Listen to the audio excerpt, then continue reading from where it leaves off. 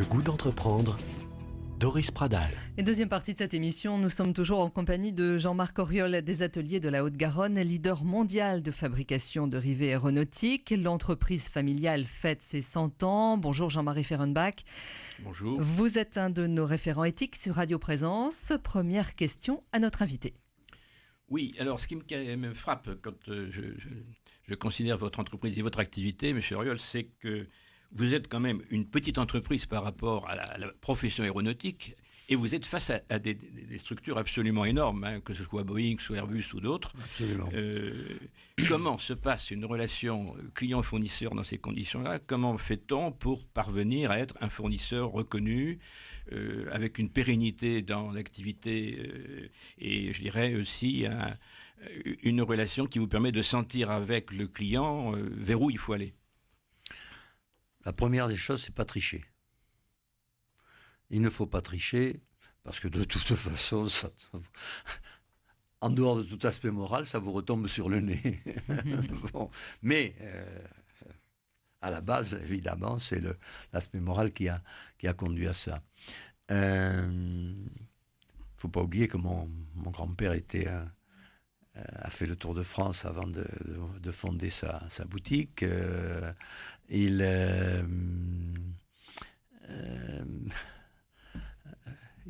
était un catholique convaincu. On a retrouvé la correspondance entre lui et son père. C'est absolument édifiant. Conduis-toi, mon fils, en bon chrétien, enfin en permanence. Et mon grand-père a donc... il allait tous les matins à la messe à 6h. Et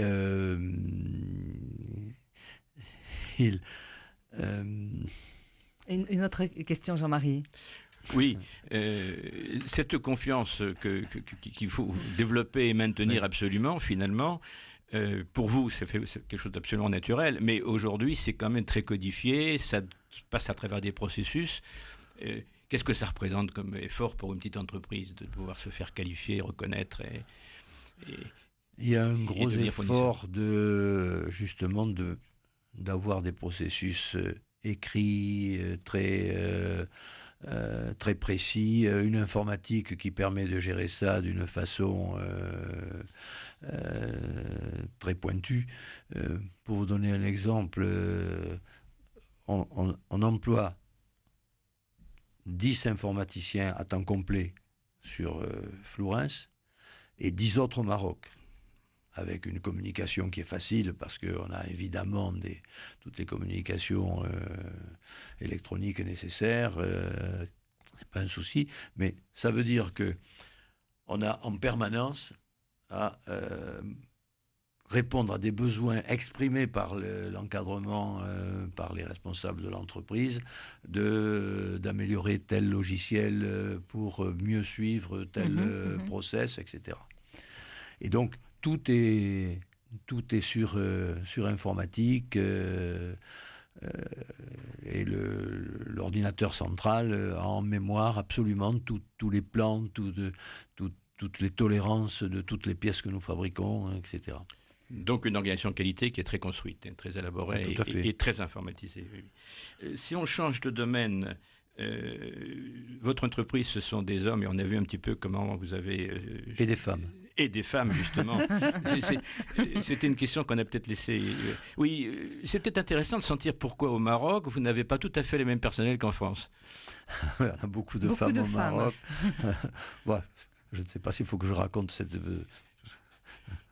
à quoi c'est dû. Enfin, moi, la carte postale qui schématise le Maroc, c'est le bourricot, sur le bourricot des sacs, sur les sacs le gars, et trottinant à côté la femme avec des sacs évidemment sur le dos de façon à ce qu'elle ne soit pas inutile. Voyant ça, j'en ai conclu que les femmes du Maroc savaient travailler. En France, je ne sais pas, parce qu'on n'a pas les mêmes... Vous avez travaillé avec votre épouse toute votre carrière. Absolument, attention. Et j'en suis ravi. Et je crois qu'elle n'est pas trop fâchée. Voilà. On pourrait parler aussi d'innovation, Monsieur Auriol. C'est un facteur important, un levier important de votre entreprise. Vous innovez en permanence, vous investissez en gros chaque année 10% du chiffre d'affaires dans l'innovation. Pourquoi c'est indispensable de déposer des brevets? Pourquoi c'est indispensable de toujours aller plus loin? Alors d'abord, historiquement, le premier brevet déposé dans l'entreprise a été par mon grand-père en 1918 et ça concernait un outil, une petite machine permettant de taper sur le métal pour le forger. Bien. J'ai moi-même d'ailleurs vu fabriquer encore ces machines-là dans les années 40 ou 45. Et à partir de... Ça a créé une espèce de dynamique et l'entreprise a toujours eu l'occasion de déposer des brevets multiples et variés. Enfin, on est à la tête. Dans l'historique, on a pris une 50aine de brevets. Pour une entreprise de petite dimension, parce qu'il ne faut pas oublier, jusqu'à il y a 30 ans, on était à peine une centaine de personnes. Donc la tradition de faire de la recherche-développement existe dans l'entreprise et actuellement nous avons un service recherche-développement qui est sous l'autorité de mon fils Pierre et qui emploie 7 ingénieurs à temps complet, donc on peut faire des choses. Jean-Marie, une autre question.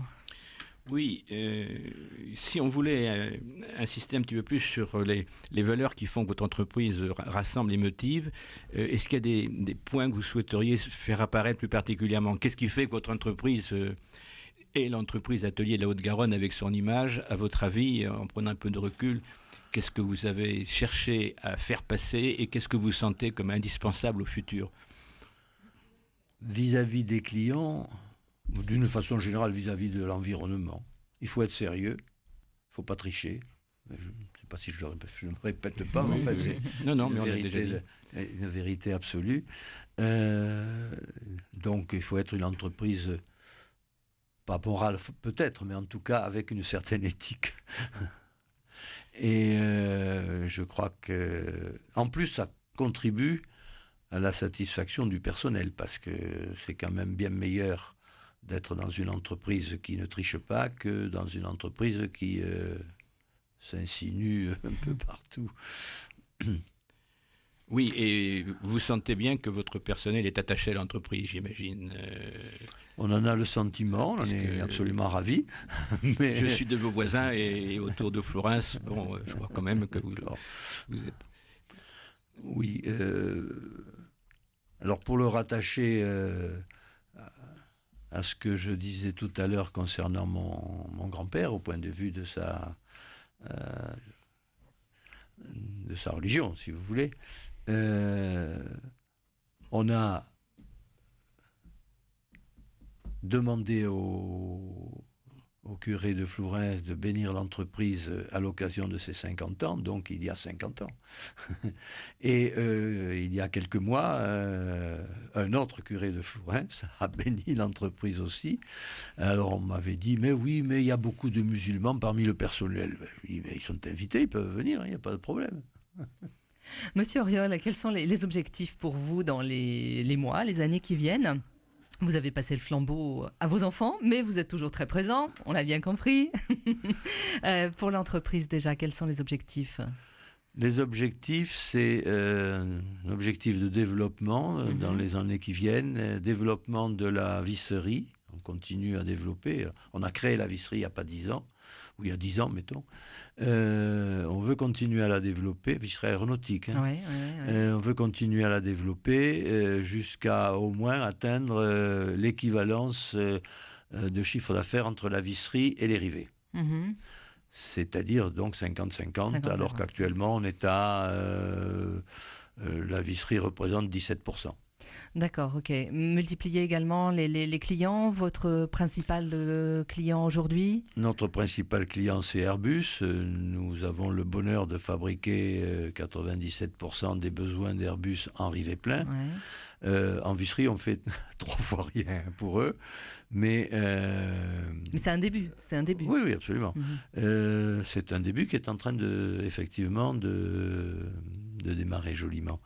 Nous avons également un client auquel nous tenons beaucoup, c'est Dassault, parce que Dassault a été le premier client qui s'est intéressé à nous pour les rivets, et on a réussi à l'intéresser aussi pour la visserie, et on pense être pour eux un bon fournisseur, mais c'est un client très intéressant parce que c'est un client à taille humaine aussi. Est-ce que c'est de plus en plus difficile? À l'inverse de Boeing et même un peu d'Airbus. Est-ce que c'est tendu? Est-ce que c'est de plus en plus difficile sur les marchés au niveau des prix que vous pratiquez? Est-ce que vos clients sont de plus en plus exigeants? Bon, ils sont exigeants, bien entendu. Il faut être compétitif par rapport au gros du secteur. Mais enfin bon, nos prix, nous les calculons avec des programmes informatiques assez élaborés, ce qui nous permet de savoir quelle est la marge prévisible, si vous voulez, sur le produit qu'on offre. Et notre but, c'est essentiellement de développer l'entreprise. Autrement dit, nous ne sommes pas des gens qui pensons finance, qui pensons satisfaction du marché. Et CAC 40. On n'est pas coté en bourse et on ne veut pas être coté en bourse, on veut l'éviter. Parce que ça oblige, si on est coté en bourse, ça oblige à sortir un excédent brut d'exploitation très élevé. Et ce n'est pas notre but. Et notre but, c'est de développer l'entreprise. Une dernière question, Jean-Marie, à notre invité. Oui, moi je retiens une chose pour nos auditeurs sans doute qui peut les frapper, c'est à quel point la relation avec le client et la prospective dans cette relation est essentielle. Vous avez parlé beaucoup de Dassault parce que votre relation était privilégiée avec eux. Oui. Et je crois que c'est intéressant de sentir à quel point le client, travaillant avec vous, vous avez pu progresser ensemble. Oui, d'ailleurs, il y a de la part d'Airbus, parce que j'en ai parlé pas mal, mais je crois qu'il faut le dire, ils ont fait quelque chose de très très bien. Ils ont mis en place des field engineers, comme ils disent, c'est-à-dire des ingénieurs de terrain qui travaillent avec nous, qui viennent avec nous. C'est un service gratuit de la part d'Airbus, et qui nous aident à améliorer nos process, à améliorer notre organisation industrielle.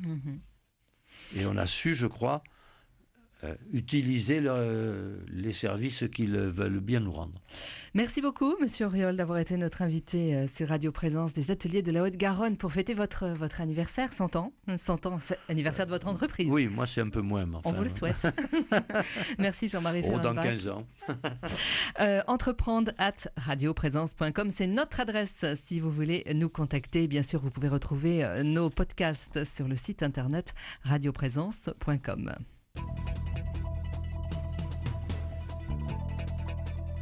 Retrouvez cette émission sur décideurenrégion.fr/midi-pyrénées. Le goût d'entreprendre, une émission en partenariat avec la Caisse d'épargne, la Banque des entreprises et des professionnels de Midi-Pyrénées.